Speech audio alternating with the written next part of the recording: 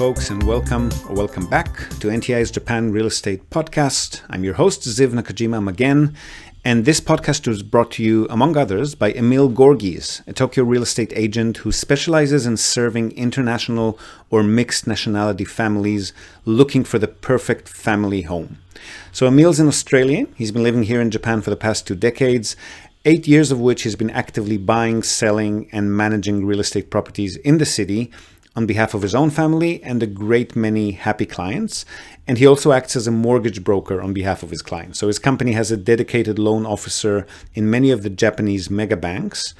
And if you're a regular listener, you probably already know him from our JREP, the Japan Real Estate Experts panel sessions. So you're probably already aware that the man is an absolute fountain of wisdom on all things related to real estate in Japan, and in particular to family homes, the greater Tokyo metropolitan area, and mortgages. And most importantly, he's incredibly generous with his time and advice, which he's more than happy to provide at no cost or commitment to anyone asking. So if you've been thinking about buying your home in Tokyo, but you've been sitting on the fence for a while, or if you just want to have a chat in English with a real expert, drop him a line on emil.gorgis, that's emil.gorges,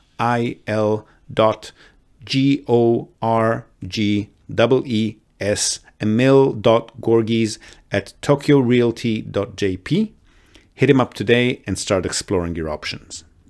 All right, so we're back with our JREP, the Japan Real Estate Experts panel this week, or at least most of the panel. And today we're talking about features that attract tenants or guests if you're managing short-term stay properties. Lockers for package deliveries, child-safe and baby-friendly Airbnbs. And then we segue from that into how to market your short-term stay property and all about catering to different guest profiles, which then turns into a broader discussion about owning focused business niches, scratching your own itch and turning it into a business solution, and so forth. And for dessert, we've got a masterclass session from Emil, who educates us on fixed versus variable mortgage rates. How important is it? Should we even be thinking about it? And what it all boils down to dollars or yens wise. So super informative brainstorming and educational session there, as always with this crew. Enjoy, and I'll see you again on the other side. Got it. Good afternoon, guys. How are we? Good afternoon. And gals.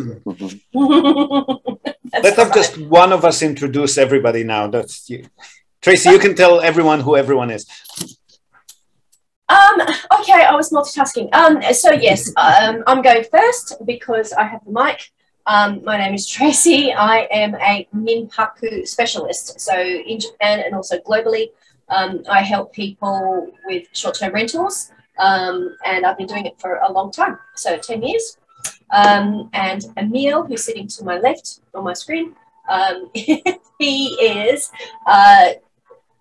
local real estate agent. He will help you find a family residence and also help you with the bank details. And Ziv does everything else. So Ziv will do investment, commercial properties, and looks after people who are coming in from overseas. How do I do? Correct. All right. Spot on. Spot on. Spot on. So I'm going to give you a 7 out of 10 for that intro. Oh, okay. Ferris. Sorry. I did. He did put me on the spot. I didn't actually prepare. Oh, yeah. No. It's pretty good. I like that, but I'm sure a lot of us know of Tim Ferriss. He says when you rate something on a scale, you can choose any rating, but not 7 out of 10, because 7 out of 10 it's a bit vague and unclear. 8 out of 10 is great. You'd recommend it to a friend. 6 out of 10, not really, needs work. So 7 out of 10 is like that in-between thing that you don't want to commit to either way. So I'll give you a 7 out of 10. But for intro. He's not recommending you for intros, Tracy. Just yeah. Still recommends you for a short-term stay. Well, I'm going to give myself a 10 out of 10 for my properties, Tokyo Family Stays, because if you follow my Instagram, I've actually just won an award from booking.com. So I'm going to be plastering all that all over the socials. So, but that's basically because I've got really good reviews, because I'm an awesome host. That's why. Best. Yeah. Yes. You are. You should publish a book. Right?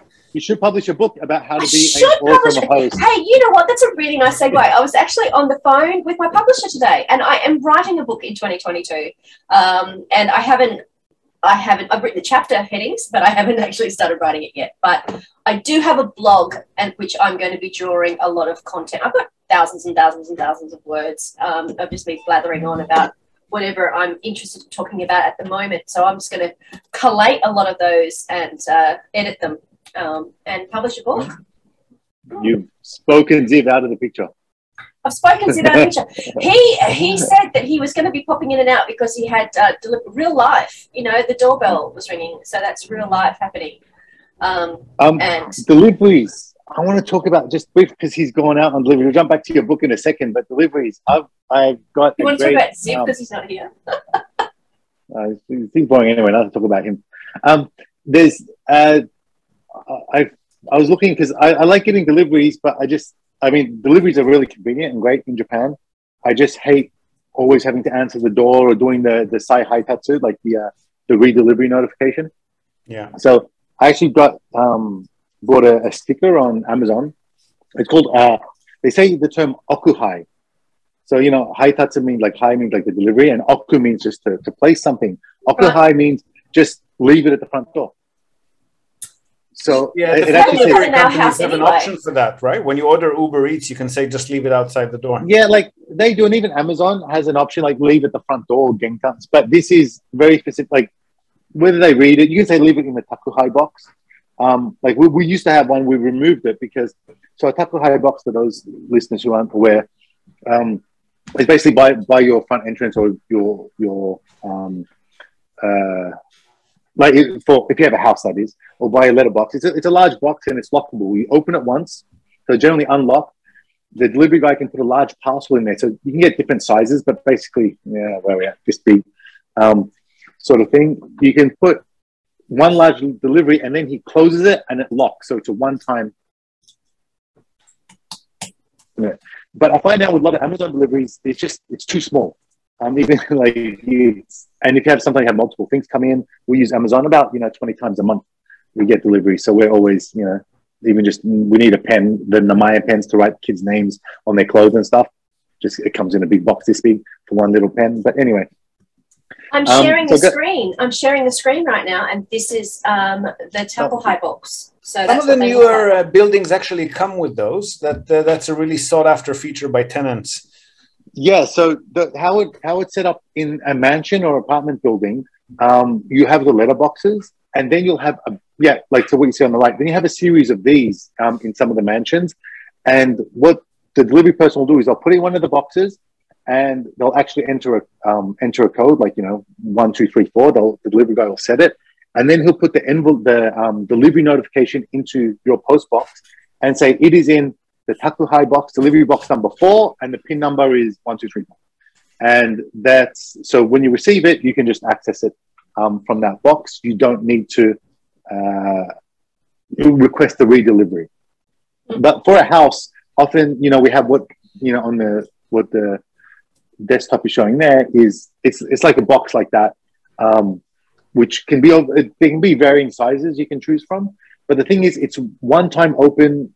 Like it's a one-time lock, right? So it's just one delivery, and often you don't have such a big space like that to put in the front, and they don't always put it in there. Sometimes they just leave the redelivery notice, and you have to call them back. But there's a thing called there's some stickers you can get on Amazon, and I got one recently. It says "Okuhai OK," like "Genkan no mae ni oite kudasai." So please leave it in front of the front door. So basically they come and you can get two options, like please ring the doorbell or please do not ring the doorbell. So I've got, please don't ring the doorbell. So now, every time I come home, there's some boxes in front of my front door, and we haven't been disturbed. We haven't been issues. No need to reissue anything. So just something you mentioned. Because you went out to get your deliveries. There's going to be another one in a minute. Japan's amazing for that. I actually had been at a friend's house, the light went out, he picked up the phone, somebody came over with light bulbs. Like, it's amazing what you can get delivered here. Absolutely. We tend, our Amazon guy tends to just leave it at the front door anyway. So since COVID, it's just a pretty standard thing. But, you know, there is a big issue in the US, though, of the porch pirates, right? Because it's quite common to leave it there. And there's porch pirates, and which is a big problem. But this is completely digressing. But if you watch a video done by a guy called Mark Rober, he does. He's an engineer, and he actually has glitter bombs. Glitter bomb. The glitter bombs. It is outstanding. Well, it does have a tie-in to short-term rentals because a lot of these. He also then links to the people who catch the scammers, and the scammers who take the scam people out of money, and they actually get delivery. The money mules go to Airbnbs and get their deliveries of money to those places. Wow. So if you are an Airbnb host, if people want to get deliveries done to your place, that's a big because there can sometimes be having there could sometimes be money mules. That's a different story. Yeah. I was fine with having people delivering stuff to the Airbnbs. Wasn't such an issue. It's usually, like in Japan, the stuff being delivered to Airbnbs is usually people having their luggage sent from the airport. So, Japan is a different animal altogether when it comes to, logistics but having your luggage sent from the airport and having it sent to your Airbnb is a great option, really good option. Yeah, definitely. Let's jump back onto the topic of your book, Tracy. I think so. Sure. We digress from there. But yeah, so what's the title of it, or what's the? Well, the working title right now is called The Wholehearted Hosts. How to, and the subtitle, I'm still playing around with the wording, but it's like, how to maximize your profits by providing exceptional hospitality, or how to get booked in a busy market without discounting. I'm playing around with a few different titles to see what really is going to make people want to open it up. But it is all about how to have a smaller inventory, but have a very high touch hospitality business, but to have that be very, very profitable, and also have good quality of life, and also just be a good business that you're proud of. So, because there's a lot of people out there trying to tell, that are selling the idea of like, you need to be anonymous and everything needs to be automated and you're going to have 1 million doors and, it's all going to run like clockwork. That market or that model is really, I don't think it's very sustainable. So I'm really, people do it and people do it quite successfully. I don't know how to run a business like that. What I know how to do is actually maximize the profit from each and every booking, because I know who my guest is. I know who I serve, and I make sure that I look after them and give them everything they need. And then I monetize at each step of the relationship. So it's not just, I love my guests, they're fantastic, but there is also ways to not leave money on the table if you know what their needs are and you know how to monetize at each step. It's money that people are going to spend anyway, so I'm just helping them spend it with me. Is it location specific, the book, Tracy? Is it like about Japan, or do you have sections about different countries? Or I think it's more about the philosophy. It's more about the philosophy of a high touch hospitality business, and about really understanding your niche and being very specific about how you do your marketing. A lot of people, when they get into Airbnb, think, I just want to have everybody. I want to be, I want everybody to come and stay. It's like, that's fine, but you end up having a very cookie cutter property, then you have a very cookie cutter experience. And so what you tend to get is people only choosing the cheapest option there is. Whereas my philosophy is I want to appeal to people's needs and solving their problems, and then the price is secondary to the whole experience. So it just means that you're a lot less price sensitive when you're, running a very specific niche. And then you get less problems as well, because if someone is really just looking for a discount bargain basement place, they're not going to be happy with my place anyway. So they're going to self-select away So it's going to leave my calendar open for people who really appreciate my hospitality style. Yeah, and so like what I used to do with my properties, the ones that like pre-COVID, that is, I had some small places, small apartments that weren't suitable for children, but I had some houses as well, and the houses are great for children. So just doing a few things extra, because even when I travel with my 3 kids, we look for these things. Baby gates on the stairs, high chair, right? A high chair for a kid, and baby or children tableware, cutlery, and plates, so plastic plates and stuff, and a small set of toys. Right, you can buy from a 100 yen shop or just leftover our own kids' toys, stuff like that, and a crib, just a porter crib or a bassinet. Basically, those 4 items. So safety gates on the chairs, because parent is concerned about stairs. Okay, so having safe child gates, a few toys, and the high chair and the baby plates and foodware. Just those 4 sort of items just make it all of a sudden baby friendly, child welcoming, and you now appeal to families. Of course, then there's more stuff you can add, but those are the simple items that when we're looking for, it's like, do they have a crib or a bassinet? It differentiates. Do they have a high chair? Properties, right? Yeah. Oh, yeah. Well, yeah. Like, you're not even just like to differentiate. We can like differentiate feels like you're kind of going really sort of quite an extreme. But yeah, it is a point of convenience that makes it like when you're looking, like when we're looking, if there's a property that when you have a kid, you just don't want it and you're traveling, you want as minimal kind of headache as possible, especially so being able to sit a baby down at a table and eat without worrying about breaking the plates or without worrying about them falling down the stairs or without them falling off the chair. Just that means, wow, that's going to be so much relief for a parent. And that's something that is cheap. It's really cheap to set up, to cost, but it's very inconvenient for a parent to bring with them or to try to coordinate on the ground.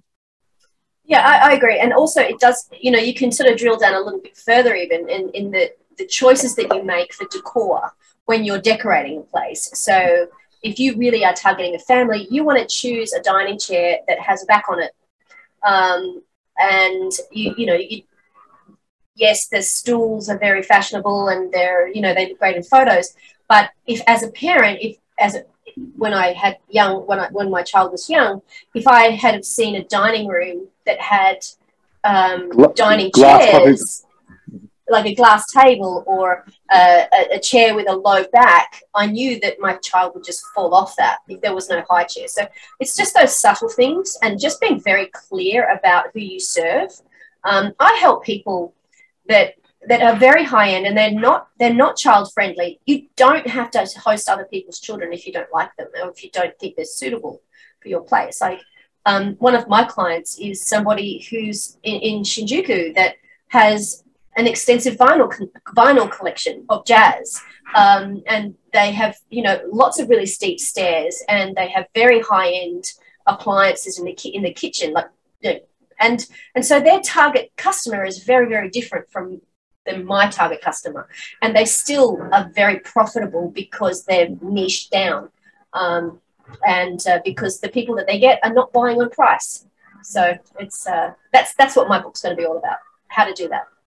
That was one of the first things. I mean, it's not specifically regarding rentals, but like when I started doing any kind of business, like one of the first things I really quickly learned is like, don't be afraid to own a niche. Like you might think that, there's not a lot of people who would go for that, but I mean, there are enough people who will go for that and nobody else who's serving them.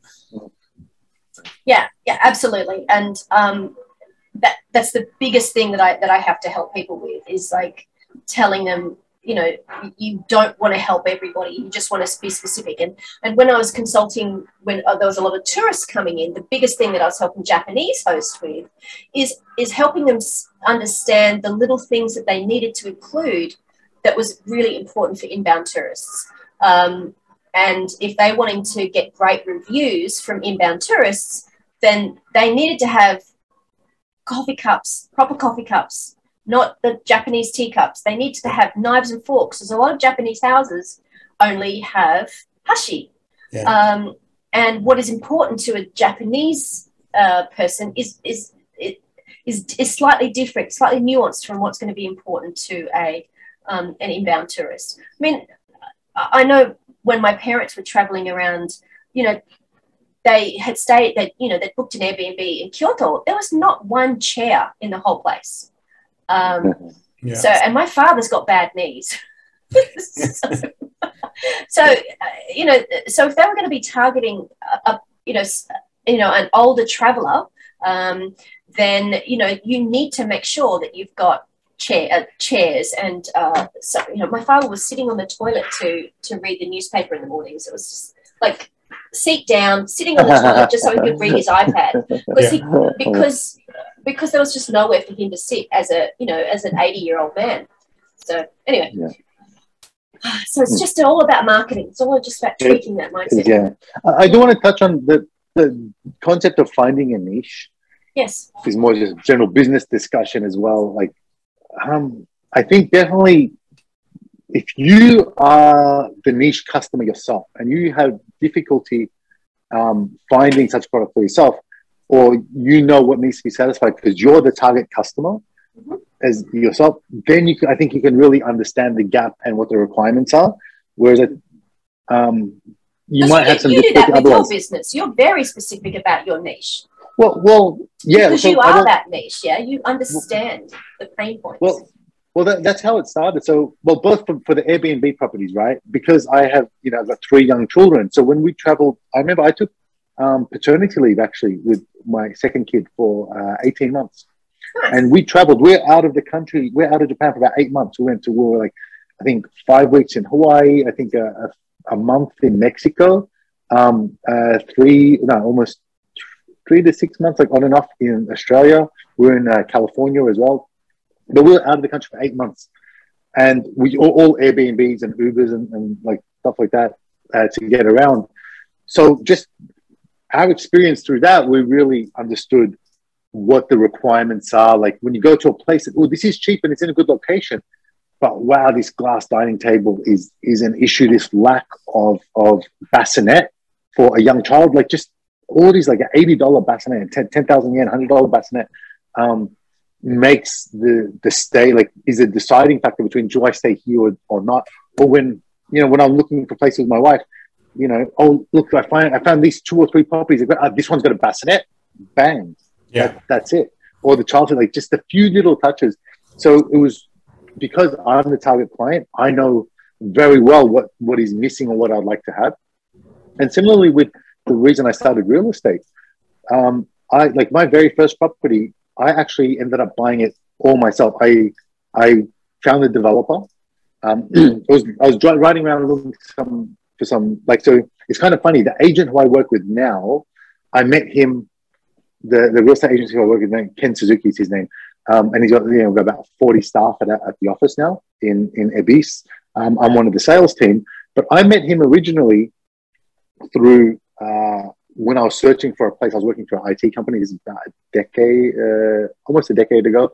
I met him and he was really, really cool, nice, and spoke English. And he was just some guy online. I'd reach out to different agents online depending on which property I wanted to see. And I called him and he showed me one, like I met him at the place. And he just like, we got along so well that time. I didn't end up using him. I ended up, I just had a big scooter, and I used to ride around. And one time I saw like a development going up in the area. So I just walked in and started speaking with the developer right then and there. And I ended up buying through the developer directly.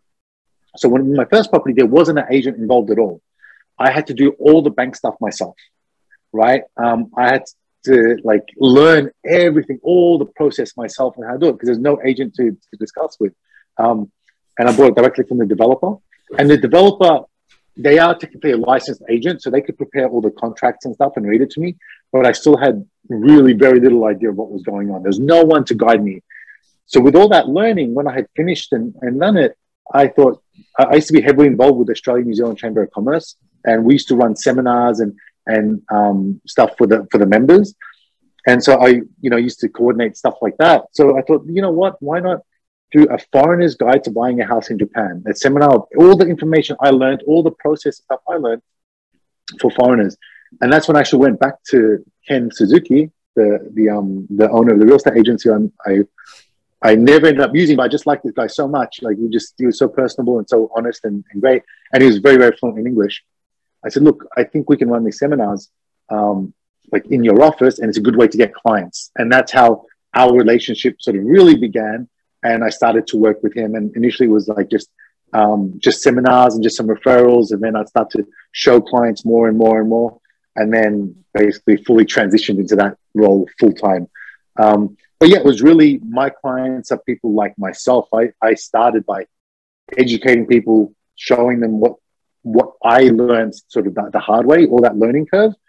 I sort of bring, and now that's entirely my business, right? It's my clients, the ones I showed them exactly the process, and I did it firsthand. I've got 2 places now, so I have the 2 times that firsthand experience, all the real struggles, the ins and outs. So I often have to answer questions to my clients that I tell them, look, these are the questions you need to be asking. So you don't even know you need to ask these questions. This is what you should be asking, and this is the answer for it. So I give them quite a whole picture, and that's yeah. If anyone listening wants to go through that, we can get on a 1 hour to 90-minute phone call. Send me an email; it'll be in the description. And yeah, I'm happy to help. But very much the niche market. If you are your own customer, I think that's how you can best understand how to meet the requirements and fulfill the needs of that niche. That's right. We interrupt this broadcast. I always wanted to say this. We interrupt this broadcast to tell you about Tokyo Family Stays. They're a short-term rentals company in Tokyo, and they offer a home away from home experience, which is just perfect for remote working, quarantining, or if you just need somewhere quiet to hide away from the world. So they offer a variety of options for families, for corporate relocations, or simply if you're transitioning between homes in Tokyo. Now, the properties are super comfortable, tastefully furnished, fully equipped with all amenities, and they accommodate up to 10 people. So really the only thing you'll need to bring with you is your toothbrush and maybe a change of clothes. They've got fast, unlimited wireless internet, dedicated workspaces, and fully equipped kitchens, and they're just a delight to stay in, a fantastic alternative to Japanese business hotels, which if you've ever stayed in one, you probably know they're tiny, they're noisy, fine for a night or two if you're on your own, but long-term or with a family, you'll probably feel you're in a jail cell very quickly. So if you want to give yourself a sense of space and freedom by renting a real home with comfortable Western beds, including all the necessities like baby bedding, children's toys, high chairs, you definitely want to reach out to Tokyo Family Stays. They've been at it for over a decade. They're a fully licensed minpaku or short-term stay operator. And as a special bonus for our viewers and listeners, they're also throwing in a breakfast basket upon arrival for anyone who books and mentions the Japan Real Estate Podcast or NTI. And not only for guests, if you're a property owner, you've got an investment property that you want to tweak for higher profits, or a holiday home that you want rented out when not in use via short-term stays, drop them a line today. See how they can help you maximize your property's income. And again, as a special bonus to our viewers and listeners, they're also offering a free audit of your existing short-term stay listings without any obligation whatsoever. So feel free to reach out to them at tokyofamilystays.com. Well worth your visit. And again, if you're in the market for a family home in or around the Tokyo metropolitan area, Emil's your man. Don't be shy to reach out to him as well at emil.gorgees, Gorgees, at tokyorealty.jp. That's exactly how we started too, actually. We purchased a couple of investment properties for ourselves, and just going through the process, you realize that, wow, there'd be a lot of people who could use that kind of support to do exactly that, right? And that's exactly the way we scratch your own itch is always the best way to start a business, I think. Scratch your own itch. There's a cream for that. So Emil, we had on the Japan Real Estate group on Facebook, which if any of our listeners are still not members of, it's a really, really good group with a lot of good discussions and plenty of nice listings for sale and rental by various agents around Japan. But the discussions, the community there is what really brings up some really interesting topics. And we had one there that, Emil, you wanted to address, right? For people wondering about what kind of mortgage to get. Yes. Oh, yeah. So yeah, if you can pull that up. So we had someone on the discussion. They did a screenshot in the chat, and then Tracy can share that. I have it ready to go. So yeah, sure. Pull it up, and I'll explain. So, there we go. Yeah. So as part of our role with the agency, one thing that we do is also all the mortgage financing. So we have mega banks, they have a loan officer assigned to us. So we can submit, can do the loan finance and basically the mortgage brokering service on the client's behalf. And we don't make any money from it. It costs the client nothing, but it helps us secure the financing so the client can buy the house. So I'm very familiar with the ins and outs and pros and cons of the home purchase process. Okay. And sorry, not the home purchase, the mortgage, the financing side of stuff. So one of the questions that came up was the client on the Japanese Facebook, Japanese real estate Facebook group was, what should they choose? The variable interest rate, like so in Japanese called hendo kinri, which hendo means like moving, so floating interest rate, or should they choose the fixed rate, like the 3-year or 5-year or 10-year fixed interest rate, because one seems cheaper than the other. Okay.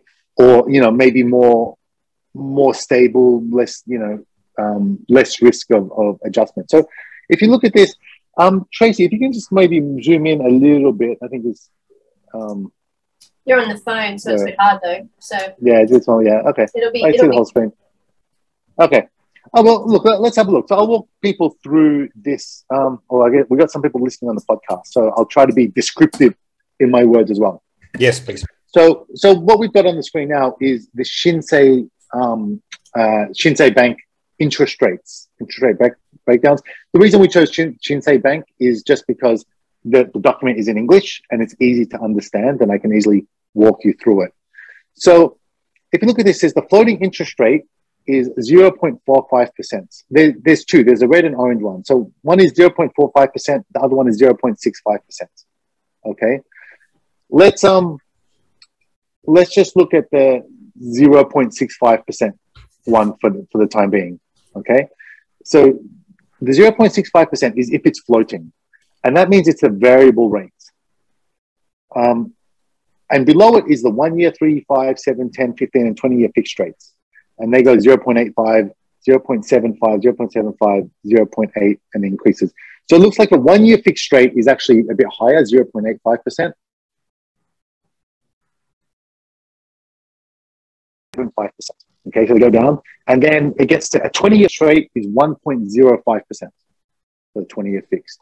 Okay, which is actually, quite low. You think, you know what? I have two options. I can go for a long-term fixed rate at about 0.9 or 1%, or I can get the variable rate, which is floating. It might go up in the future, but it's 0.65. Which one is going to be better for me? And you can think, right now 0.65 sounds cheap, but what if the interest rates go up? How much will they go up? If they go up to 2%, maybe it was better to get the 1% fixed for 15 years or 20 years.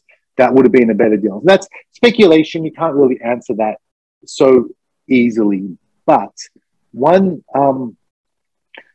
thing I'd like that's important to point out is the interest rates, like variable interest rates, have been pretty much the same for about 12 or 13 years, right? So that 0.65% has been the same for over a decade. It doesn't fluctuate like what we have in the West, where you see, the central bank increases by a quarter percent, 0.25%, bang, it'll just go up. And then 3 months later, it goes up another 0.2%. We won't see that. It just will not happen. And one of the guys in the group as well said, he used to work in finance, in the interest rates, in the bond interest rate department. He goes, if it were to go up 1%, it would basically break the country. Banks, companies could not repay debts with that interest rate. So it's just something that will not happen. I kind of agree. Like the kind of fluctuations we see are maybe 0.05, 0.1. But again, the mega banks, it's kind of been the same for about 12 or 13 years now without any change. The other thing I want to point out, if you just scroll a little bit to the right of that page, of that document. Yeah, okay. Thank you. There's a discount applicable. Now, the variable interest rates, it actually says here, if you look, it says the base rate is 1.55%. So the actual interest rate is 1.55, but you receive a discount of about 0.9%. And that 0.9% discount is for the life of the loan.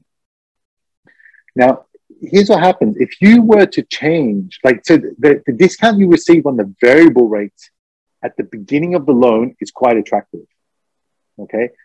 If you were to change to a fixed loan, right? If you think, look, the fixed loan, the 3-year or the 5-year or 10-year fixed loan is better, but then you want to change to the variable rate later, you will not be getting the same 0.9% discount. So you might actually, when it goes to variable, instead of being 0.65, it's going to be, I don't think it'll be 1.55. They'll still give you a discount, but it'll be less, right? You'll no longer have that discount. That special discount is only at the initial establishment of the loan, and it can stay for the life of the loan as long as you don't change from one to the other. How often can you actually change? Can you change mid-loan from fixed variable back again? Yeah, so like with Shinsei, for example, every 6 months, I believe, you can choose to go to a fixed rate or not. Okay. So let's say you're on, the 0.65, and then they send you a letter. Look, the 6 months is coming up. I don't know if it's every 6 months or every 12 months, but you're able to change it in this 1 month window. You want to choose one of the variable options, and you say, oh, you know what? Let's go to 10-year fixed, and the 10-year fixed is 0.9%. Right? You do that. When the 10 years is finished, that's when you can choose to go back to a variable or not, or choose a different fixed rate option. If you want to go back to variable, you may not be able to get the same discount rate, the 0.9% that they're advertising at the outset. It may be a different discount rate, or it may just be the 0.7. It'll likely be less. So you're not going to be able to get that same attractive low interest rate that the variable gives you. So to be honest, almost always my clients are getting the variable interest rate. It's just such a good deal. And the chance of it going up substantially are actually quite low. And historically, they're quite low. And also realistically, they're quite low. Like anything material, like a 0.25% increase or 1% half or 1% increase, it's just realistically not going to happen in Japan.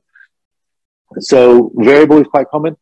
If you think, look, if you're really on the fence and go, geez, I don't know which is the right one, and you kind of want to choose, you can actually go 60-40, 50-50, 70-30. Like one is variable and one is fixed.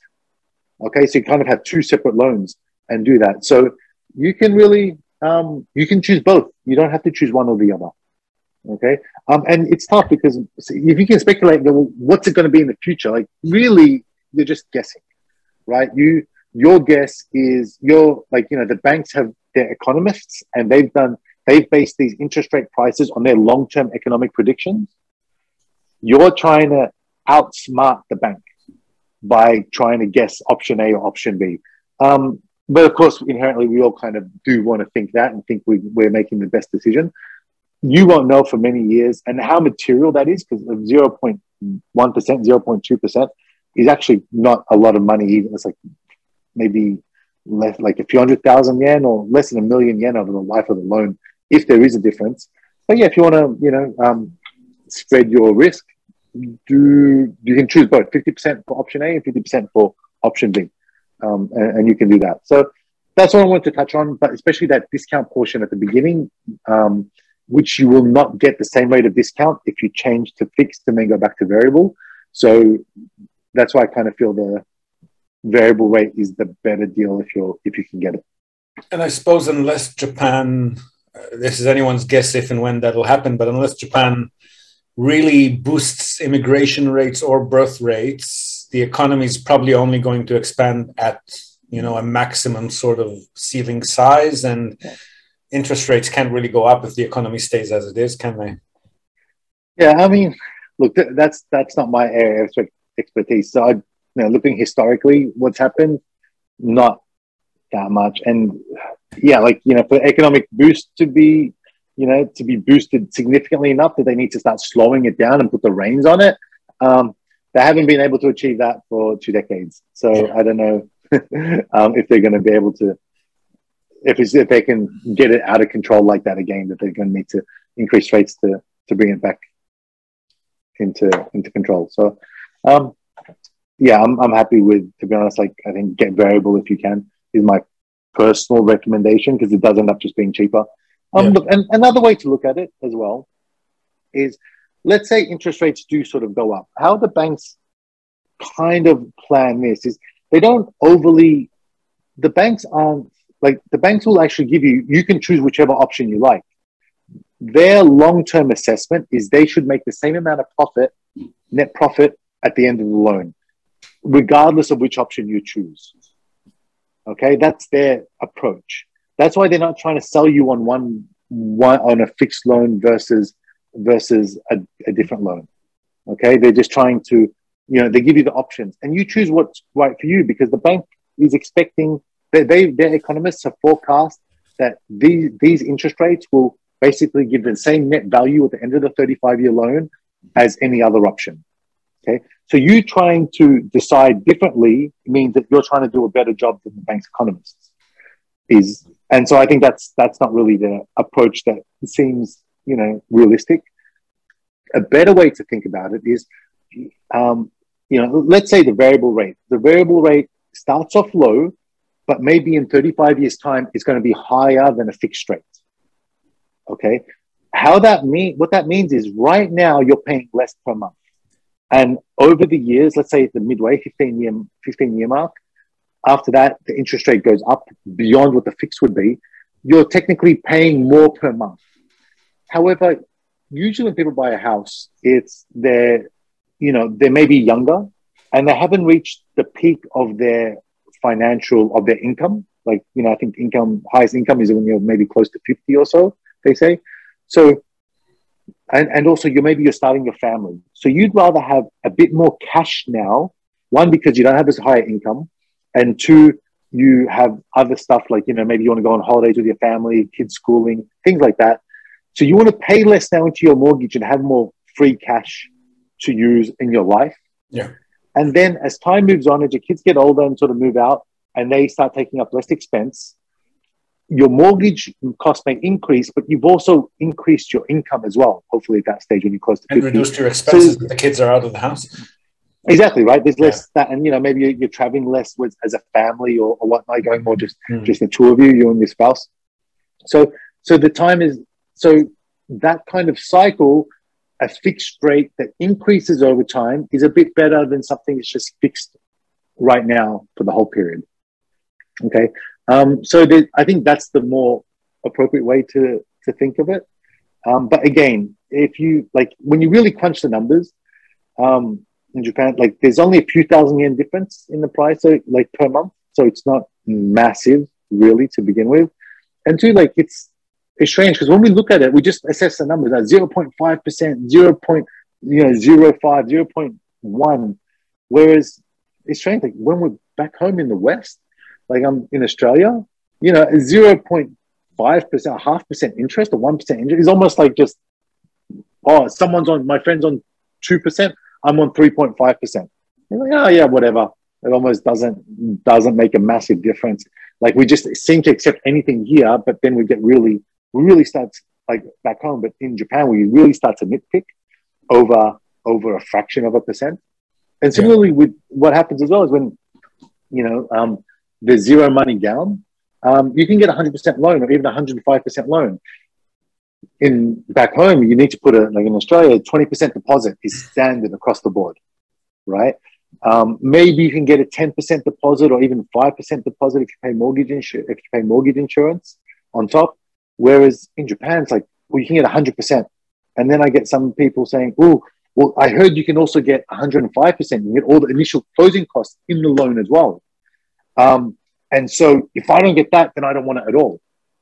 Hold on, like, even 100% is still great. Even 90% financing is actually really good compared to what you get back home. But they seem to be on I don't know, the perspective changes and that they demand that they have, you know, the crazy cheap between 0.47 and 0.49. They're going to do all the paperwork just to get that cheaper one. and they demand 105%, not 100%, no money down, has to be no money down at all. Yeah, it's like, wow, that's perspective really changes when, oh, look, I'm not going to do that, but you'll gladly buy a house on the internet, sight unseen, back home with a 20% deposit at whatever interest rate any bank. Which is 4 times that 5% difference between the no closing costs and closing costs, right? Yeah. Yeah, it's like, oh, well, I might just use that money to buy a place over there. And the scrutiny you give on a mortgage and the down payment and the stuff like the interest rates overseas is like, hold on, you seem to not really care about it that much. But here you're refusing to buy a place, or you're refusing to go ahead with a purchase just because of things. So I think people like, look, I definitely empathize, because when I was searching as well, I look at Bank A and Bank B and which, like, even fine details. But yeah, I'm sure you probably see it when people are looking for ROI on their investment. Oh, there's 2 properties. One gives a 5.2%. This one gives 5.28% ROI. Wow, like 0.08%. Yeah, I've had a similar discussion with a customer last week, actually, where he's like, "Oh, well, this property is like it was a bit more significant on the difference. It was maybe a 1 or 1.5% higher yield, but that one is about 12, 15 years older, hasn't been renovated in a while. How long do you think that 1.5% difference is going to last once you start pouring money into it, right?" Yeah. But Emil, you said you had a hard stop at 2:30, right? This is now. Oh, thank you for the reminder. I've got another call right now. Time flies when you're having fun. Oh God, sorry, I took over that this chat. Oh, we got through a lot. That was a good short session. That was good. That was really good. That's like a masterclass in in interest rates. So thank you for that. Yeah. Thank you very much. So yeah, if anyone would like to have a very one-on-one discussion similar to that about their unique situation, please do reach out to me. Anything mortgage related, looking to buy a house in Tokyo, please do. Email is in the description of either the podcast or the video. Thank you, Ziv, for coordinating that. Much appreciated, mate. Entirely my pleasure. And if you want to talk short-term stays, that's that lady over there. Can't go wrong with her. And investment holiday homes right here. Like and subscribe and send us a message. And hopefully Matt will be here next week. We can talk Inaka and Akia. So lots of stuff happening in that area. So, Jane. Bye. See you. All right, so there you have it. Interest rates, closing costs, business niches, really good little chat there. Hope you found value in it. Now, before we go, we're also, as always, going to tell you and also link to our other sponsor's website. That's Hiroshi Shimizu, immigration lawyer and administrative scrivener.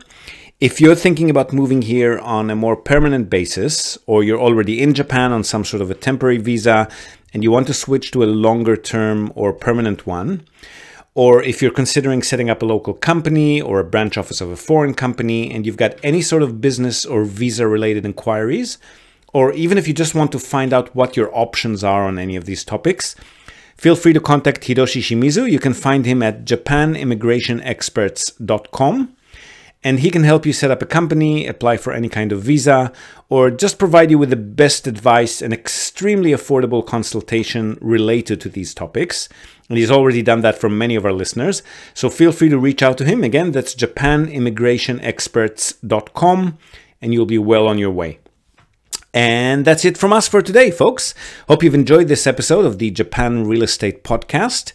Do share it with your networks, and please let us know what you think. So leave us a short rating or review on the iTunes Store, on Spotify, or just drop us a line in the comment section of wherever you might have found this episode.